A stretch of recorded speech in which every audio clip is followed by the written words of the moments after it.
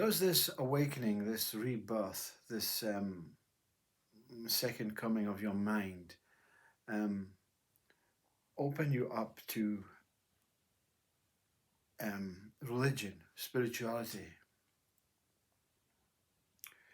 science, any human constructed thought based state of mind? Well, it's impossible, you see. What life is what the mind is. Life is pretty sacred, pretty godly, pretty sacrilegious. Um, what the mind is an illusion, and within the illusion, um, truth overlays the illusion. It's rather like if you have an ocean of water, and truth is the ocean of water. But through the current, the waves, the life within the water, illusion sifts through it. So it's not visible. It's not really visible. It's like when you put sugar into hot water. You notice sugar in the water, you can taste it, but you can't see the sugar. So what the illusion of the ego is the opposite. The ego is the ocean of water. But truth sifts through it. And truth sifts through it in so many possible ways for you to see through the ego that you are and to discover the truth that is within the ego that is sifting through it. And one of the ways is truth arising as a parable. Christ and books and religion and Buddhism and Bhagavad Gita are all parables. They didn't actually take place. They're all concepts of truth, that original, genuine self. So awakening it opens your mind up to the ocean of truth. But every now and then a parable of ego comes through it. Now both are the same, you see. Both concepts are the same. Whether it's an ocean of ego with truth running through it, or whether it's an ocean of truth with ego running through it, they're both the same, you see. They are both a volume of something or nothing, whatever you want to call it. So ego can become truth and truth can become ego.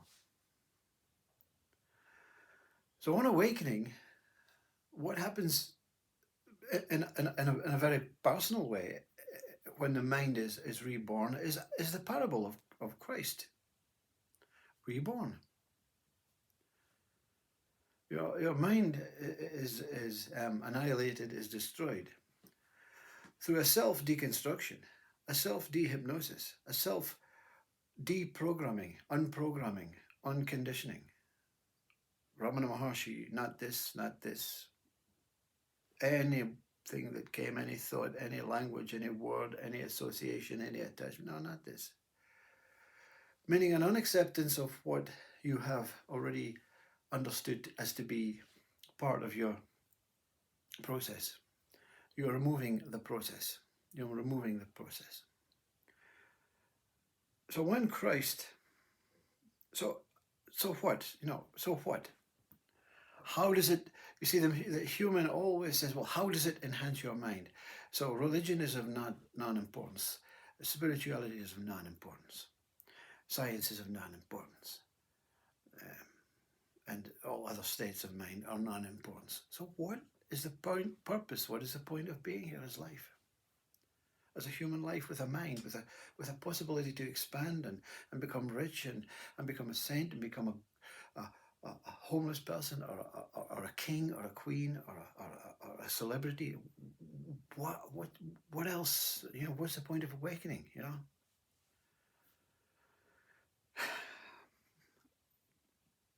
When Christ, let's use the parable, and whether it's an ego parable or a true parable, a parable of truth. When Christ, I don't know, as I'm not an avid reader of books, I don't believe in words and books and stuff like that. I always only believe in myself as not anything more than a slug. But within the slug, within the self, there is so much incredible joy and bliss and contented happiness and love. Okay, that's the only thing, only book is you. You are the book. Well, I am the book, you see. But not the Bible, not the Bhagavad Gita, not your book, not his book, not their book, just the book of life. The book of life that is burning its way through itself, is reading its way through itself, is emptying its way through itself, is filling its way through itself. So this parable of Christ baptizing, I'm not sure if it was children or it was the disciples, or the disciples were baptizing in the river, is truth saying, this is your opportunity as I baptize you to take away all that you have inherited through reincarnated bodies, through life cycles, through samsara living, through knowledge, through wisdom, through inherited stuff, right? I'm taking all that away from you, which is an awakening in itself, which is a very similar act of awakening. So Christ takes away this, or the disciples take away this stuff, all the shit that you've collected, and says, now you are reborn. Now you are born into this purity. Now you are cleansed. Why? That's why it's water, the cleansing of the soul, this cleansing of the human, the cleansing of the mind, the cleansing of the spirit. That's what baptize, I believe, is the purpose of, it suggests. Why? Why? Why cleanse out a young child and let it aspire into a time-based body with all the stuff that it's going to be affected by? The mind, the education, temptation, sex, superiority, division, opposing values, attachments, beliefs, hopes, time, past and future. Isn't that not cruelty? Or is it a lesson? Is it a learning? This is your cleansing. This is your opportunity. This is what I am here for, says Christ. So, what is the opportunity? What does opportunity mean? You fall into the trap, you see, if you fall into the trap of there must have been a reason or a purpose behind it. And the reason and purpose is not human reason and purpose.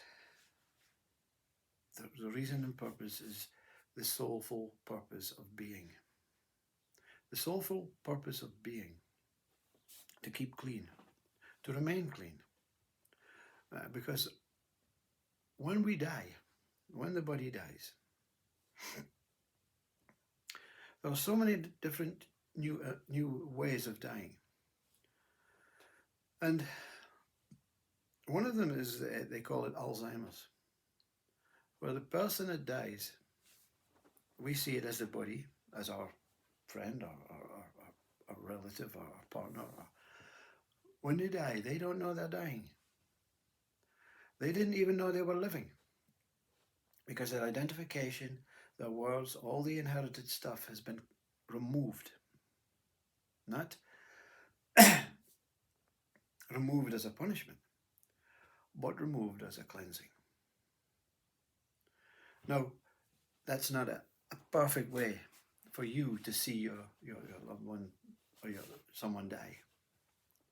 You want them to remember you, and you remember them, and disconnect in that last breath, which is quite sorrowful for both, which is quite hard, which is, if you have experienced this profound awakening, you'll know that it doesn't just happen in 1 second. It takes a long process for everything to die in the mind and also the body. The Hindus say the body takes 10 days to fully die, I believe. So what does the baptism mean? It means you are been chosen to be cleansed. And if you remain clean, you won't have to go through this awakening. You're ready. The baptism is that awakening. Why are you being cleansed?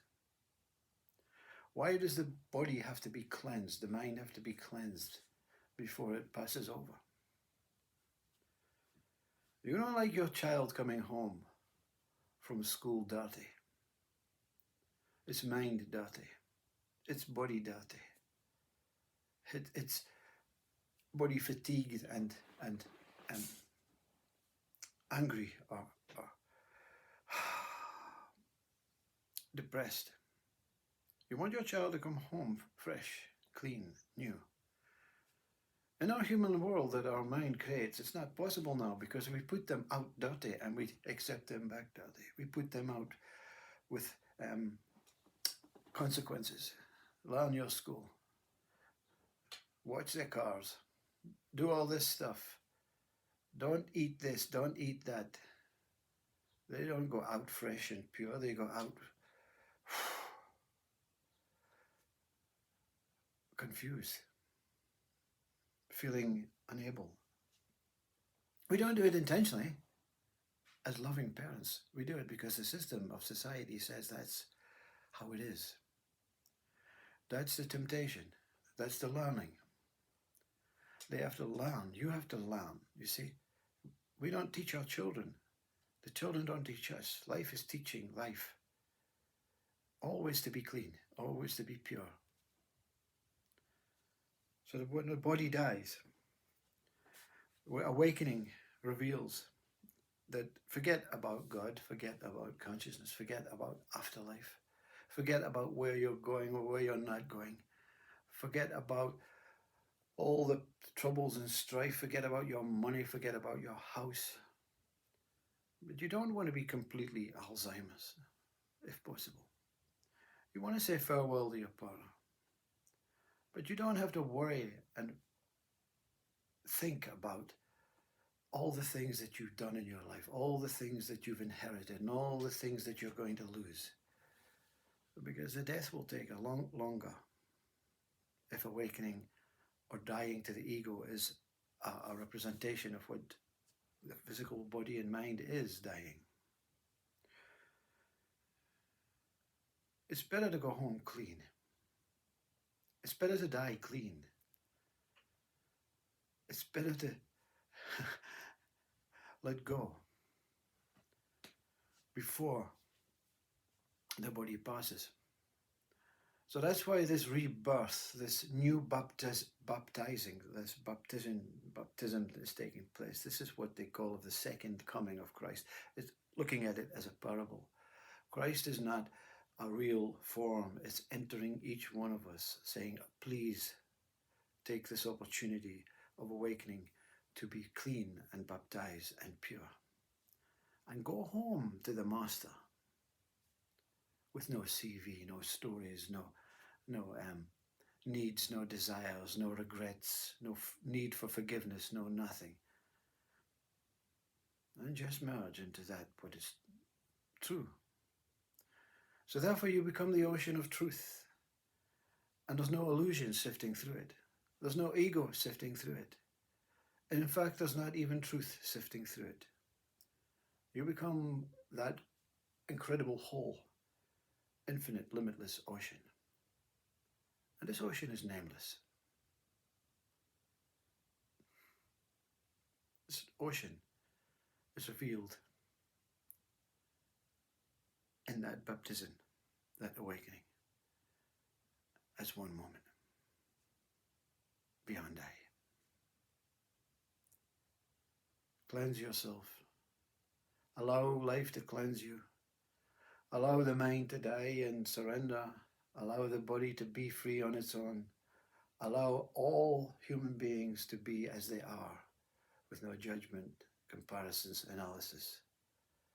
And accept and have faith and trust that in this death, this ocean will merge into all oceans beyond day.